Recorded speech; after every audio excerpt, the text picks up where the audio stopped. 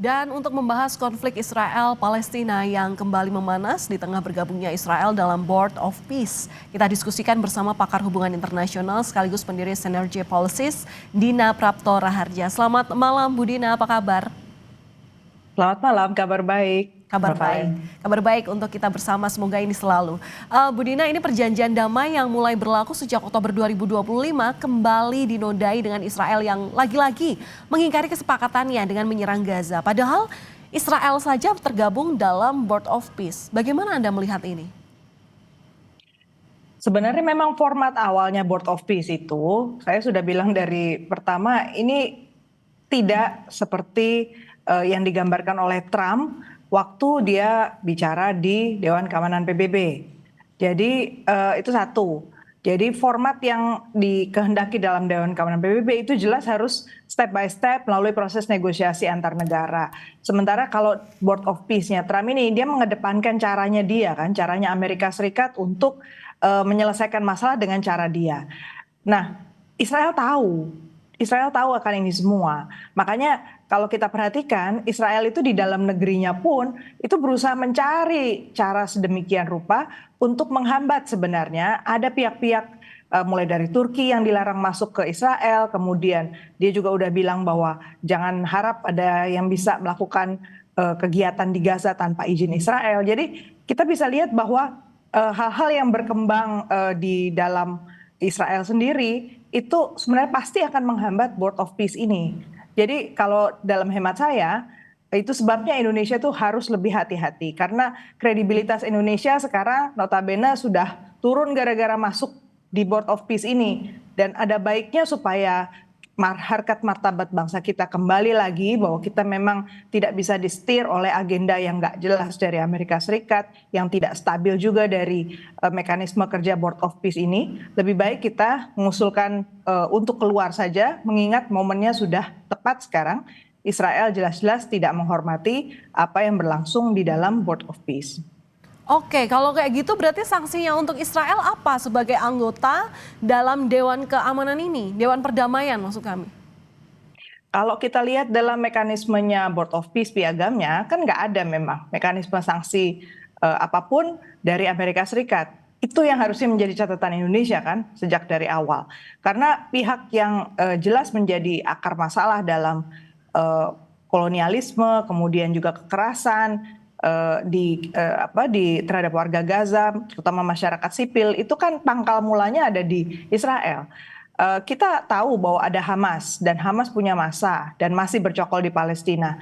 Tapi dengan mengesampingkan peranan mereka, itu kan jelas-jelas juga tidak menciptakan satu mekanisme yang stabil. Jadi kita nggak bisa bilang ya dalam situasi, terutama konteks Israel Palestina yang kita tahu sudah berpuluh-puluh tahun konfliknya ini, kita mau lompat gitu ya dari satu titik menjadi titik langsung damai, langsung stabil, hanya ditukar dengan pembentukan real estate, kemudian ada administrasi yang langsung diinstal secara unilateral ya oleh Amerika Serikat dan itu bisa langsung jalan.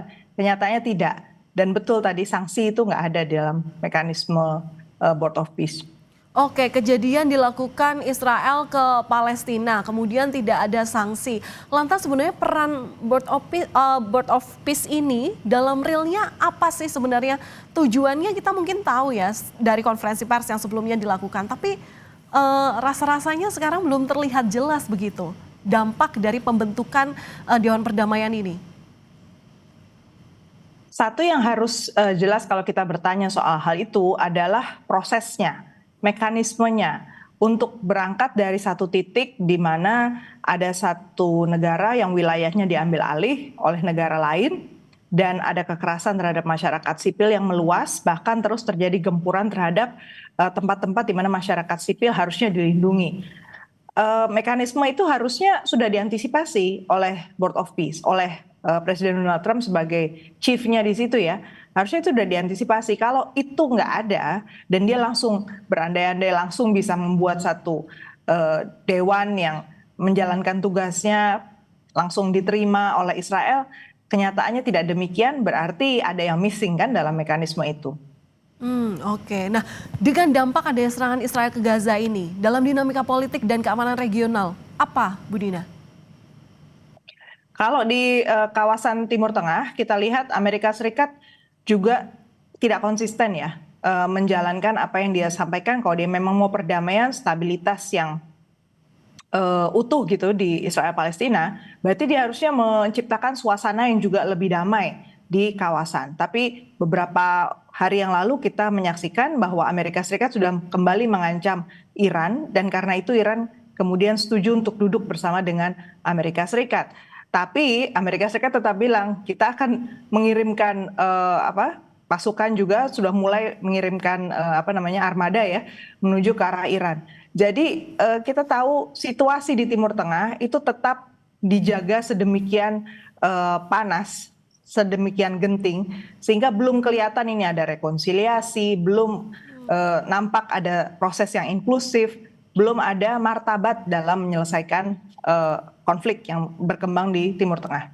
Oke, Bu Dina, Indonesia ini bergabung dalam Dewan Perdamaian dan kita tahu juga ini masalah Israel ke Palestina yang tak kunjung selesai, bahkan ketika Israel pun sudah tergabung dalam Dewan Perdamaian ini. Apa peran Indonesia yang bisa berdampak nyata agar konflik ini benar-benar selesai, Israel mematuhi, Israel benar-benar melakukan gencatan senjatanya? Satu-satunya cara memang bahwa Israel harus mempertanggungjawabkan terlebih dahulu ya apa yang dilakukan selama ini terhadap Palestina. Tanah, kemudian warga. Karena dua hal itu adalah esensi dasar dari kedaulatan.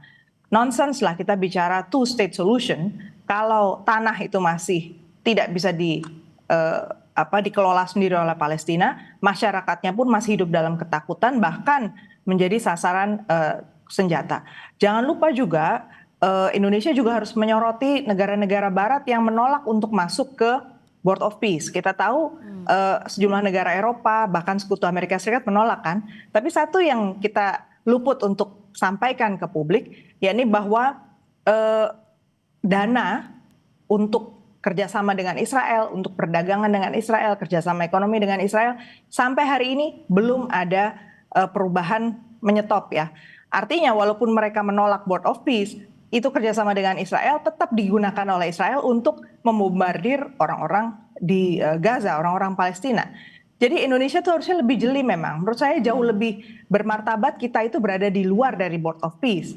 Karena situasi di Timur Tengah itu, kalau kita terlalu dekat dan tidak berhati-hati, apalagi dengan Donald Trump yang moodnya itu berubah-ubah ya, mood swing, maka risikonya itu sebenarnya ke kita sendiri sebagai satu bangsa, politik luar negeri kita dianggap tidak berhati-hati.